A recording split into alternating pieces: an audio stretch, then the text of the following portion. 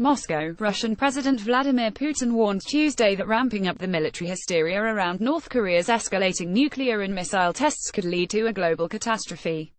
He also questioned the effectiveness of tightening sanctions, as the US has suggested, saying that they will not change the behavior of Kim Jong-un and his regime. North Korea would rather eat grass than abandon its nuclear program as long as they do not feel safe, Putin said. The Russian leader urged dialogue with Pyongyang. In this situation, pressing on military hysteria will not bring anything. This may end up in a global catastrophe and huge amount of human life lost, Putin told reporters during a visit to China. His comments came 2 days after Kim's government detonated its sixth and largest nuclear test. On Monday, South Korea responded by firing missiles into the sea to simulate an attack on the North, with more military drills being held on Tuesday. President Donald Trump later tweeted that he had given the go-ahead for Japan and South Korea to buy a substantially increased amount of sophisticated military equipment from the US. Putin also suggested that Kim's government had learned lessons from the US invasion of Iraq that toppled Saddam Hussein, pointing out that after that dictator abandoned weapons of mass destruction, everyone remembers how he ended up. North Korea remembers this too. North Korea has said in public statements that it wants an official end to the Korean War. The conflict was halted by a 1953 armistice, but no peace treaty has been signed. It also says it wants nothing short of full normalization of relations with the US and to be treated with respect and as an equal in the global arena. China has warned North Korea against launching another ballistic missile, saying it should not worsen tensions.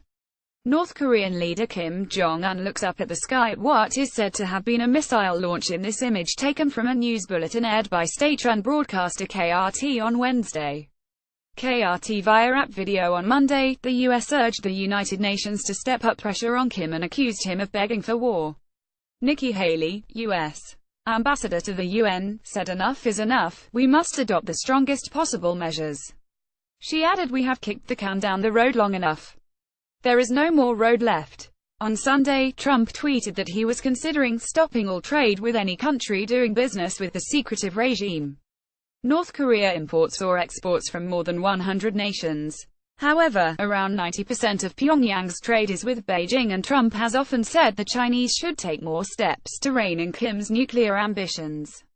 Experts told NBC News that Trump's suggestion would strip consumer goods from the shelves of American stores, jeopardize hundreds of thousands of U.S. jobs, and spark a meltdown across the global economy. Taylor Griffin, a former Treasury spokesman and White House staffer under President George W. Bush, warned that such a policy would result in a very painful lesson in economics for Americans. He added there would be ripple effects everywhere. People talk about a butterfly flapping its wings and causing a tornado on the other side of the world. This would be a butterfly. It would be a 747 taking off. Kim has been very open about his regime's ambitions. North Korea regularly issues apocalyptic warnings to the US and its allies. Last month, the regime's official Rodong Sinmun newspaper said the US would be catapulted into an unimaginable sea of fire if it imposed more sanctions or threatened military action.